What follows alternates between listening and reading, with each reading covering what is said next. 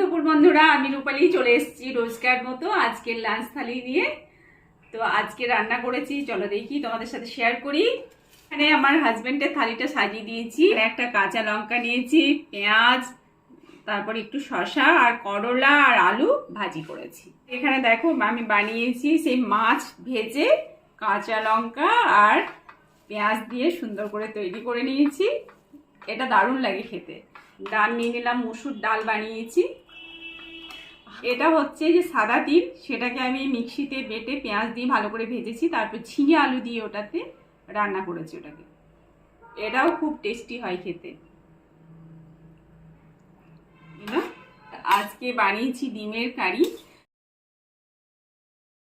নাও খাওয়া শুরু করো, এবার আমরা খাওয়া শুরু করব। তোমরা সকলে ভালো থেকো, সুস্থ থেকো, আর তোমাদের সাথে তো আমার সবসময় কথা হবে।